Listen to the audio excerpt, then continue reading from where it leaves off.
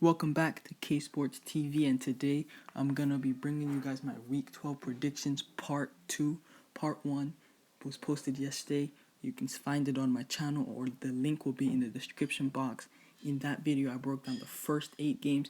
This video, I'm gonna break down the next 8, as I went 1 and 2 for my Thanksgiving Day predictions, as I predicted Vikings and Redskins to pull off upsets, but they left me upset, as they both couldn't get it done on the road, as the Lions and Cowboys took care of business.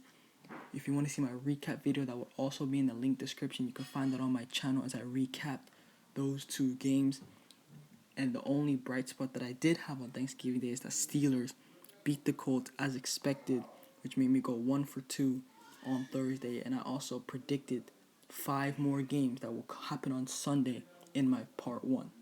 With all that said, let's get into Part 2 of the predictions, as the first matchup on the schedule is the Saints-Rams game in Louisiana, as the New Orleans Saints host the 4-6 Rams. New Orleans also 4-6 in this game, and Jared Goff last week looked not bad, but he didn't look great at all. They handcuffed him, dink and dunk passes, and that's not going to get it done.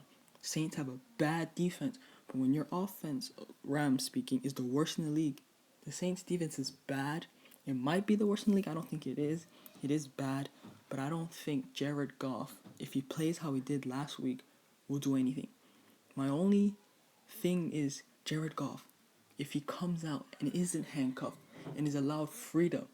He was coming out of college better than Wentz, better than Prescott, and those two have succeeded. I'm not saying he will succeed. Tavon Austin in the slot is decent. Kenny Britt, I believe they still have Lance Kendrick. You have Gurley, who struggled this year, but you still have him. If Jared Goff can come out and look like the other rookies have looked, Rams will win this game, because their defense is good enough to hold the Saints. Not to no points. I think they can hold the Saints to 20-something points. But I don't believe in Jared Goff. I don't think they'll release the handcuffs. I think they keep the handcuffs on. And ultimately, I have the Saints winning this game behind Drew Brees. Score of something like 27-13, as I think the Saints win comfortably in the end. But I feel the Rams defense will keep it close, as they've done that all season long. But I don't see them getting enough production from the number 1 overall pick at quarterback, and ultimately losing this game by 2 touchdowns, 27-13. Next up, we have the 6-4 Dolphins hosting the 1-9 San Francisco 49ers, as the 49ers have lost 9 straight since their opening day shutout of the Rams, 28-0. But since then, they've been nothing like that team, as they've lost 9 straight, switching quarterbacks to the much criticized Colin Kaepernick. But that's for off the field. Let's get to on the field. And on the field, Kaepernick, I think, has improved this 49ers team, but their defense, which you wouldn't expect from a 49ers defense, has just been bad since losing Navarro Bowman, I believe, against the Cowboys. And with that said, I don't think their defense, who I believe has dropped to bottom 5 in rushing defense, can stop the J Train and the Dolphins, who just come alive behind their sophomore stud, Jay Ajayi, who has, I believe, 800 rushing yards on the season. Just a breakout year for Jay Ajayi, I believe, out of Boise State in his sophomore campaign. Pretty much retired Arian Foster. And on the back of him, I see the Miami Dolphins at home taking care of business with a score of about 28-17. One thing to note is that Chip Kelly's offense will run on you early. It will get some yards early. It might even put up points early. And the Dolphins, I think, are more of a second half team. So don't be surprised if the 49ers are up or this game is tied third, fourth quarter. But the Dolphins running game will just keep and churning. And I see the Dolphins, similar to the Saints, pulling away late, 28-17 Miami. Next up, we have the 6-4 Houston Texans taking on the 4-6 San Diego Chargers. The Chargers are coming off a bye as they look to save their season, as a 4-6 record is only good enough for last in their division. So they'll be looking to win this game and mount a playoff push, as the Houston Texans coming off a heartbreaking loss in which some say they got robbed at home, I believe. Oh, no, in Mexico against the Raiders, as multiple issues with that game, from lasers to refs. But all in all, they came out of that game with a loss, which dropped them to 6-4. And I believe they're still atop of the division, with Indianapolis losing Thursday night. So they're still in control of the division. So this is not a must-win game for them, but they still are looking to rebound from the disappointing loss. Into the game itself, this game is a hard game to call, one of the hardest on the schedule, but overall I have the Chargers winning closely. Number one reason for this is they are very good against the run, and Houston relies on this running game, as Brock Osweiler has struggled this year, and they win games, I believe, when he's allowed to do the play action by getting Lamar Miller involved first. I see the Chargers limiting the Texans offense and winning this game 24-16, as I see Melvin Gordon having a big day. I don't see Phillip Rivers having a big day, as Texans have a good pass defense, but I see Melvin Gordon carrying this Chargers team, combined with their defensive front seven, Ingram and Bosa, leading them to a 24-16 record and keeping their playoff hopes alive, slim hopes alive, at 5-6. Next up, we have the first of the late games, Seattle Seahawks visiting the Tampa Bay Buccaneers, as the Tampa Bay Buccaneers are coming off a great a road win in Kansas City, as they knocked off the normally great at home Kansas City Chiefs, while the Seattle Seahawks handled the up and down Eagles at home, I believe 26-15, as the Seahawks are now getting into form like they always do in the second half of the season behind Russell Wilson, who I think second half of the seasons is the best quarterback in football. With that being said, the Buccaneers, like the Eagles, are very up and down, and if they're going to have any chance in this game, they have to run the ball. Seattle's weakness, if anything, on defense is run.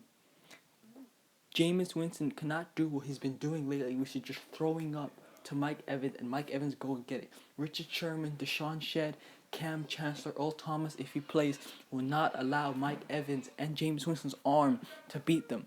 Jaquiz Rodgers, if Doug Martin plays, them two must pick up yards and move the chains if Seattle is going to lose this game. I don't see that happening, and overall I have Seattle winning quite easily, because I don't see the Bucs running the ball. I see them trying to throw. I see it not working, and I see Seattle winning 31-13 on the road to keep pace with the 10-1 Cowboys, as the Seahawks move to 8-2-1. Up next, we have what I think is definitely a contender for game of the week with the Chiefs Broncos game, but I actually think this game will be better, as we have the 8-2 Raiders hosting the 4-6 Carolina Panthers, as the defending Super Bowl, not champions, runner-ups, go on the road to face an up-and-coming Oakland Raiders team led by MVP quarterback Derek Carr, who I think personally for me is one of my favorite quarterbacks, and I think arguably the best thrower of the ball in the league, as he has some nice touch on his throws. And from first glance, you would think the Raiders would torch this Panthers secondary on the way to a win at home, as they are 8-2. But I would tell you to slow down, as I've watched the Raiders closely because of my love for Derek Carr, and I feel like they've been getting not really lucky, but a lot of their games are very close, like their win against the Texans Monday night. That can go either way. I haven't really seen them go out and dominate a team and win by multiple touchdowns.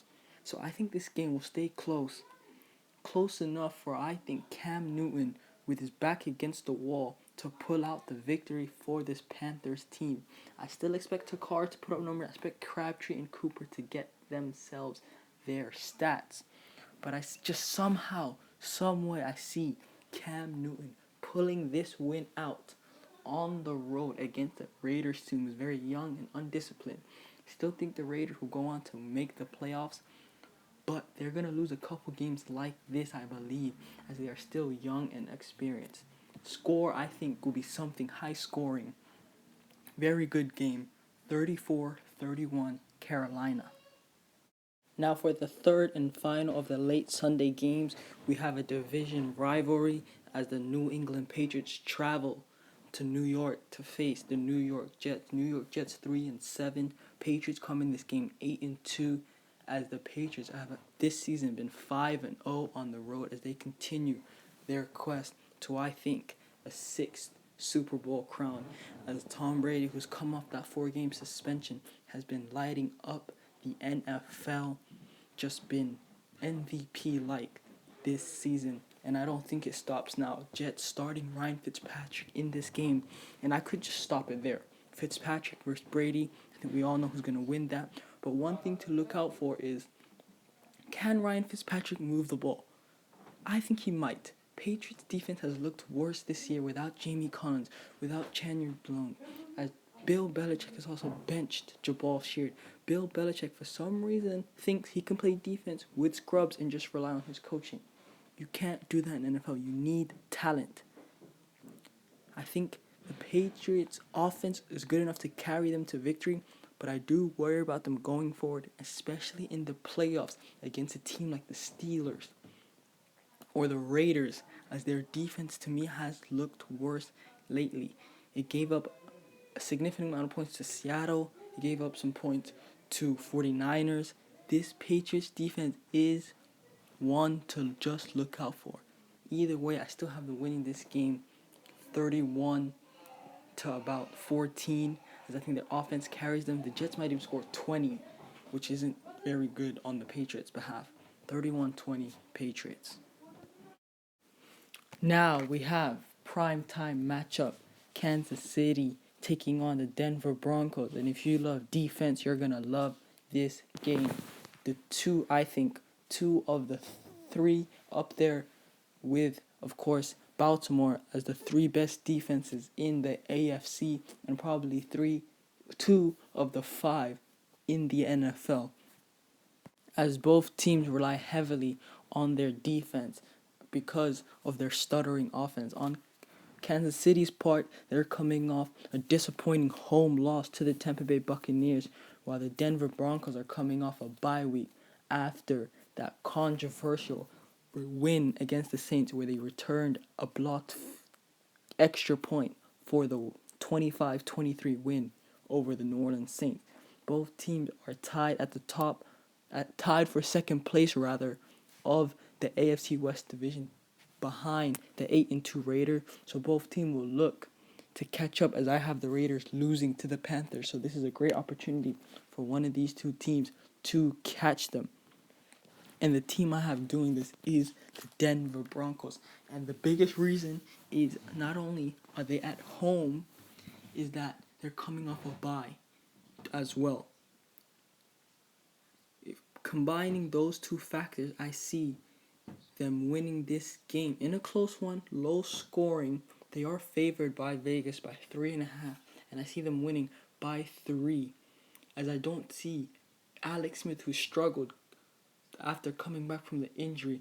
I don't see him putting up points at all on the no-fly zone, as I see the Denver Broncos winning a tight one, 17-14, moving them to the top, not tied with Oakland at 8-3 of the AFC West.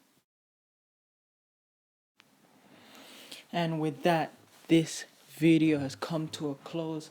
This was my Week 12 predictions part 2, as I went through game by game and predicted. Like I said at the start of the video, part 1 can be found in the description and on my channel, as I went over the first 8 games, 3 which already happened on Thanksgiving. Looking to improve from my Thursday performance, where I went 1-2 with my prediction. There are 13 more games to play Sunday and Monday. Hopefully my predictions come true. Like, comment, and share if you like this video, as I will be trying to do more in the future.